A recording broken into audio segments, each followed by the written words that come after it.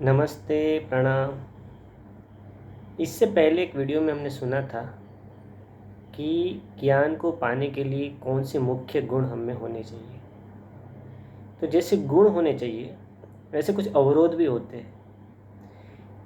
आध्यात्मिक ज्ञान पाने में कुछ अवरोध खड़े हो सकते हैं और उनको जानना भी ज़रूरी है। आध्यात्मिक ज्ञान किस चीज़ का ज्ञान है? अननोन का, है ना। जो भी बाकी सब कुछ जो ज्ञान है, जो इन्फॉर्मेशन है, वो तो नोन है। उनको हम अपनी सेंसेस से जान सकते हैं, उनको छू सकते हैं, देख सकते हैं, सुन सकते हैं, वेरीफाई कर सकते हैं, उनके एविडेंसेस है। तो स्पिरिचुअल नॉलेज जिसकी बात कर रहा है उसके एविडेंसेस नहीं है, वो अननोन वर्ल्ड के बारे में बात है। ठीक है, तो या तो इसको हम ब्लाइंडली मान लेंगे या इसको हम चेक करेंगे, वेरीफाई करेंगे। लेकिन ये होगा कब? जब हम उसके साथ रूबरू होंगे। तो क्या वो ऐसी चीज़ें हैं जो हमें आध्यात्मिक ज्ञान में अंदर उतरने नहीं देती? तो ऐसे कौन से 4 अवरोध हैं? तो मैं इसको अपने हिसाब से, अपने ढंग से पेश करूँगा कि पहला अवरोध है चंचलता, फ्रिकलनेस, जिसको मैं स्कैटर्ड माइंड कहता हूँ। जब हमारे मन में चंचलता ज़्यादा होती है, ये करूँ, वो करूँ, ये ना करूँ, ये हो जाए, वो हो जाए, ये क्या कह रहा है, वो क्या कह रहा है, जैसे मंकी माइंड, इधर से उधर जंप करना। तो जब मन शांत नहीं होता और बहुत स्कैटर्ड होता है, बहुत फ्रिकलनेस में होता है, तो उसी को कहते हैं चंचल मन। तो चंचल मन कभी एकाग्र नहीं हो सकता और बिना एकाग्रता के आध्यात्मिक ज्ञान लेना मुश्किल है, असंभव है। तो फिर क्या करें? तो चंचलता मिटती है कैसे? खान पान पे ध्यान रख के, नींद पे ध्यान रख के, और सबसे इम्पोर्टेंट है मेडिटेशन। एक मेडिटेशन ही है जो मन को शांत कर सकता है, जो चंचलता को दूर कर सकता है। समय लगता है लेकिन होता ज़रूर है। दूसरा अवरोध है अधीरता, इम्पेशेंस, उतावलापन। हर चीज़ को लेकर उतावले हो जाते हैं। अभी खाया अभी पचाया, हो नहीं सकता ना, पचने में भी 3 घंटे लगते हैं। तो इसी तरह ज्ञान में उतरना हो तो धैर्य बहुत ज़रूरी है। आज का आज रिज़ल्ट हमें नहीं मिल सकता।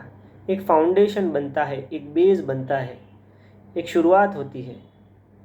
जैसे ग्राउंड में पिलर्स, पहले ग्राउंड लेवलिंग का काम होता है, तो वहाँ पे पिलर्स खड़े करते हैं, फिर उसका स्लैब ऊपर का भरते हैं, फिर पिलर्स आते हैं, फिर स्लैब भरते हैं। तो फाउंडेशन धीरे धीरे स्टेप बाय स्टेप बिल्डिंग खड़ी होती है। इसी तरह जो नॉलेज हम सुन रहे हैं उसको जब प्रैक्टिकल लाइफ में उतारना है तो उसके लिए भी धैर्य की बहुत ज़रूरत है।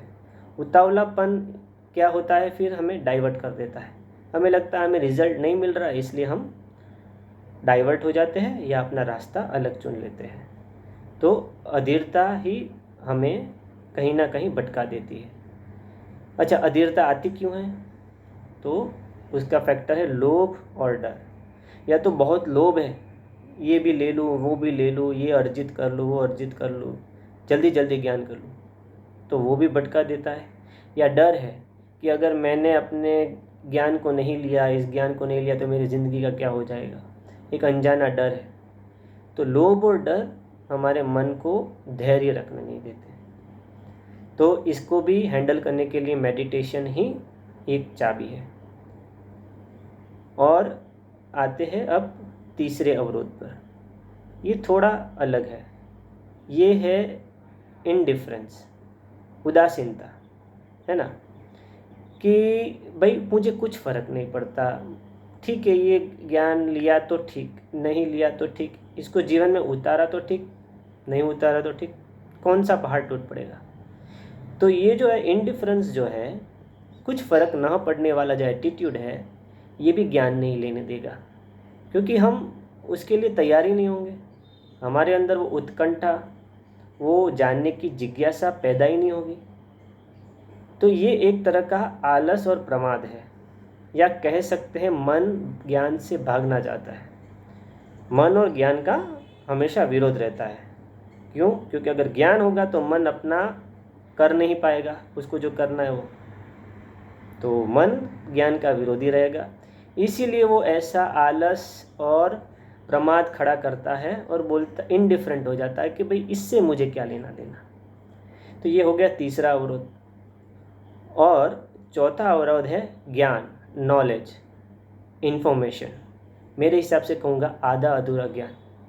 जब इंसान को लगने लगता है कि मेरे पास ज्ञान आ गया है, मैं सब कुछ जानता हूँ, तो वहाँ से उसका जीवन में ज्ञान आना स्टॉप हो जाता है। उसको कुछ भी सिखाना असंभव हो जाता है। ये एटीट्यूड अगर बनता है तो जल्दी से जल्दी चेक करना चाहिए, क्योंकि ज्ञान तो एक छोटे बच्चे से भी मिलता है, ज्ञान चींटी से भी मिलता है। जब जिसको ज्ञान लेना है वो हर कहीं से ले लेगा। तो जब ऐसा लगने लगे कि मुझे सब कुछ समझ में आ गया है, तब ये भी एक बहुत बड़ा अवरोध बन जाता है और इसके पीछे छुपा अहंकार रहता है। और इसको सिर्फ और सिर्फ जागरूकता से ही टैकल किया जा सकता है, अवेयरनेस से ही टैकल किया जा सकता है, गुरु कृपा, ईश्वर कृपा से ही टैकल किया जा सकता है। तो इन 4 अवरोधों के बारे में सोचिएगा, और अगर आपका मन कहीं भी ऐसे रुक जाता है तो आप ज़रूर इस पे काम कीजिएगा। धन्यवाद।